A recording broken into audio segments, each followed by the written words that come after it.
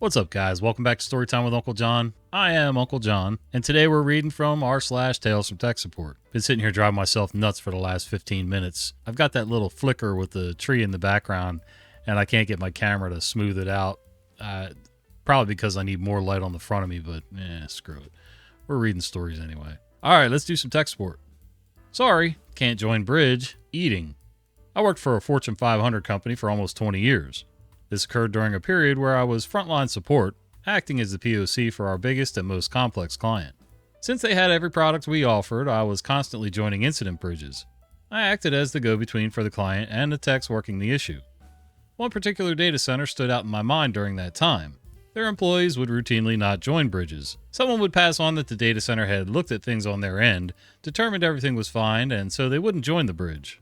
Once I had to host a meeting to discuss the follow-up to a recent incident and invited them, asking them to send a representative. Their participation was crucial as the issue for once did actually reside in their portion of the environment. However, they refused to join as it occurred during lunch. I replied politely that I had to accommodate availability across multiple time zones and schedules. Could they please make an exception in this instance? So one of their SMEs grudgingly did join. I, along with everyone else in the company, was used to taking meetings during lunch. It was just reality, but not these guys. This entitlement always infuriated everyone else in the organization and pissed me off to no end. But really, there was nothing they could do. The head of the data center was absolutely convinced that his team was acting appropriately and efficiently. Complaints went nowhere, and the organization couldn't cut the staff in that group.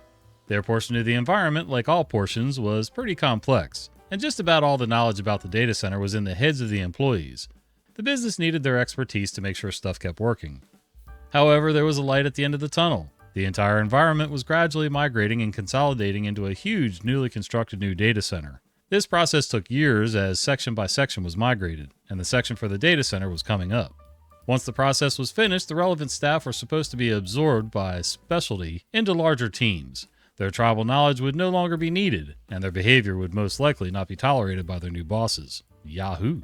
But then the current data center suddenly lost its lease, so rather than the infrastructure being methodically integrated into the new environment, it was simply reproduced as is in a special sectioned off portion of the building. It became a bolt-on. The staff continued on as before. When my boss was told this news, he shrugged and went back to work. Life goes on. This was about 5 years ago. I've always been curious as to what happened over time after the move, but I lost touch with the folks involved. Addition. At the time, I had to accommodate people all over the world. Mostly in Europe and the USA, with a few here and there in the Caribbean and Australia and New Zealand. It was simply not possible to schedule a meeting that didn't occur during someone's traditional lunchtime. That's reality.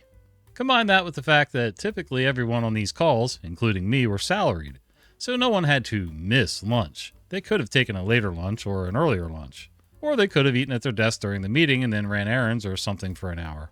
I would do that a lot, where I would eat at my desk and then head to Costco and back. Or they could have left an hour earlier that day, etc.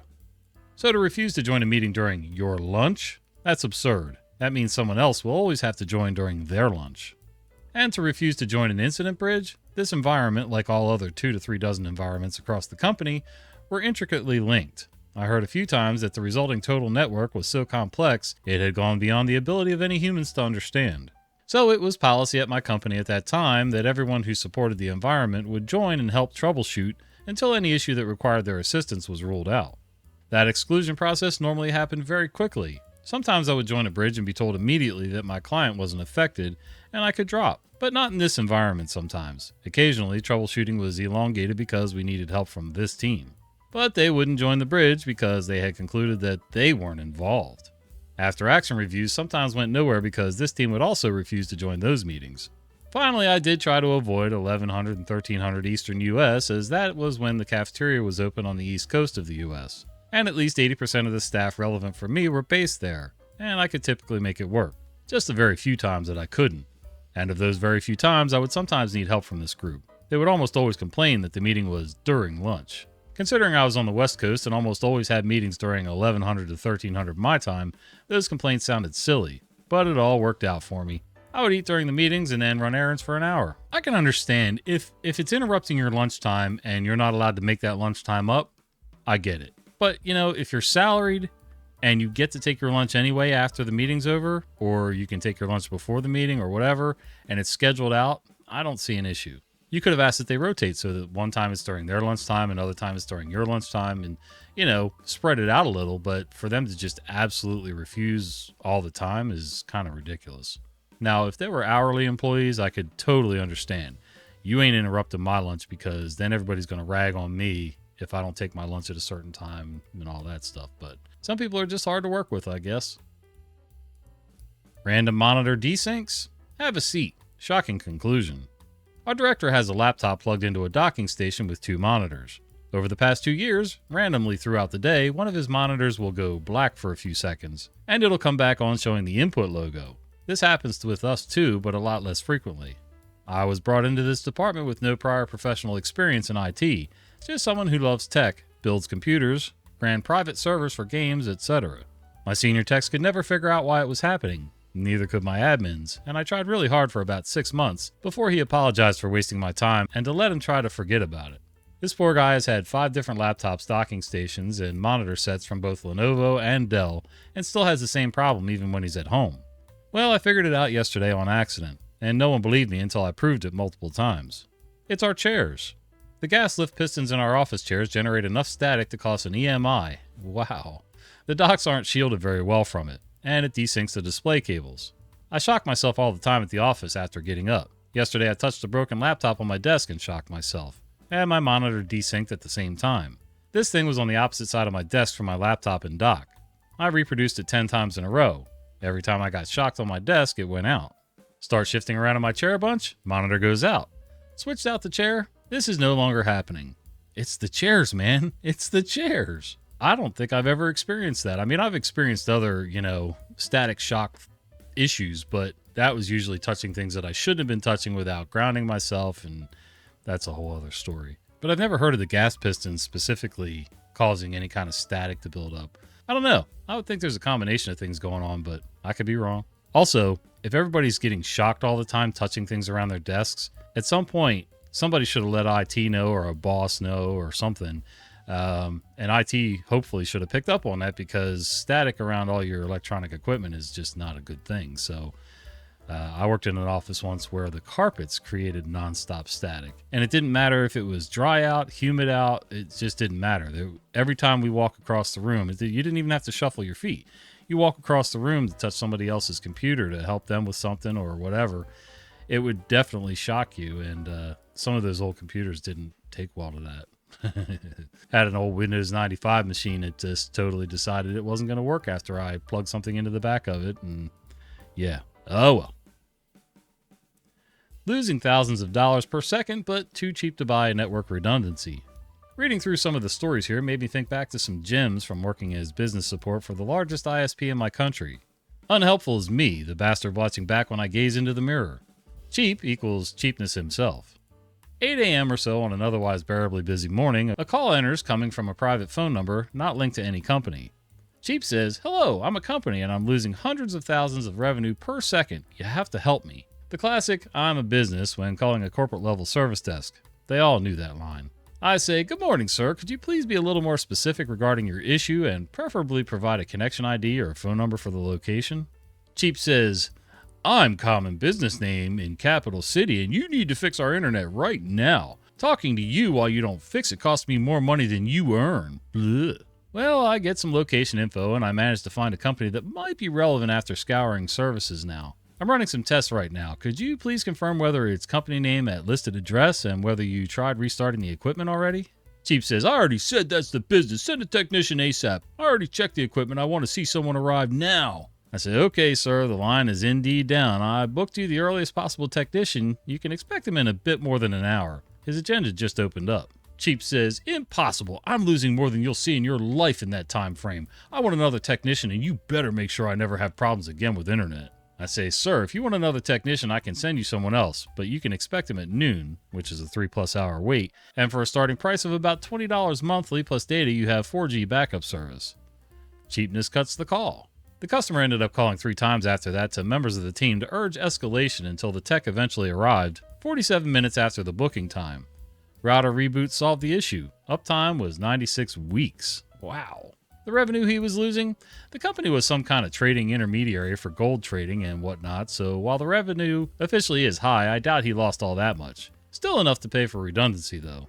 The amount of businesses I've seen to be completely stalled for hours or days due to cut cables because they were too cheap to spend $50 to $100 a month on basic redundancy through 4G or another operator. If you're putting 100 people to work and your connection drops, but backup lines take over, you've already earned back all the money you ever spent on backup lines.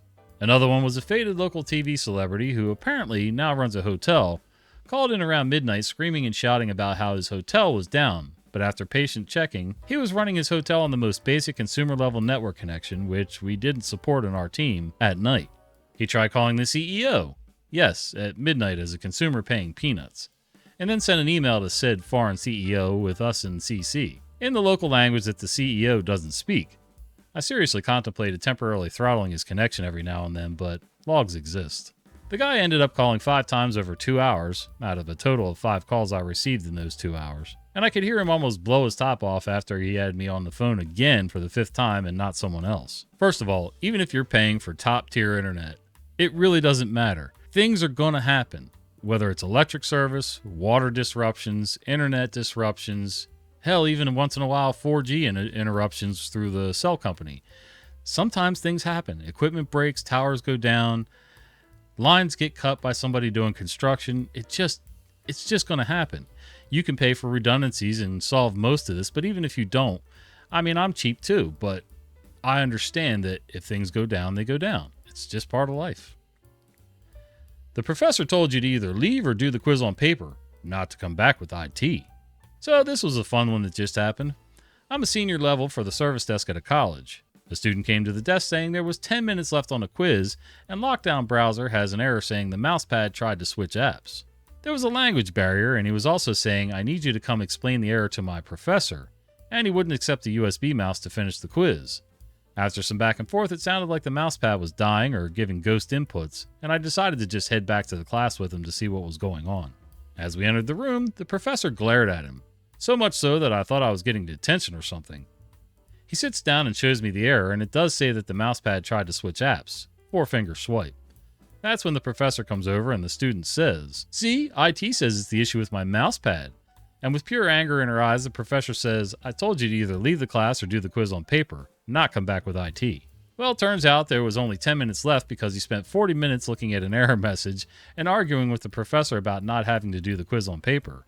So I was just standing there like the awkward monkey puppet meme while she begrudgingly reopened the quiz for him to do with the mouse we provided. She did give me a smile on the way out as she understood that I didn't know what I was walking into. Way back when I was taking college classes at night at the local community college, there was a lot of young adults there that were less than adult. I couldn't tell you the number of times they would come in with excuses like, oh, I couldn't get to it. Can I have an extension on my report? Oh, I couldn't take the online quiz because of whatever, And they had every excuse in the book. I was working full-time during the day, taking 2 night classes, had a family at home, and all kinds of other life responsibilities to worry about. And these people, were living at mom and dad's house and maybe had a part-time job and would complain because they couldn't get an assignment done that was usually, let's be honest, most of these assignments could have been done right at the end of class, the previous class, before you even left. There was, and we were usually given at least 20 minutes to goof off at the end of class. So there was just no reason for most of this stuff to happen, but I don't know. I could also see where the professor, if everybody else was taking the thing on the computer and, there was a problem with the mouse pad, there should have been some accommodation made, but, at the same time, if the rule is, if the equipment doesn't work, take your test on paper, well, then that's what you got to do. And if the student really did sit there staring at this error message for 40 minutes, then he's got a little bit more of an issue. So, what are you going to do? All right, guys. Well, until the next one, we'll see you.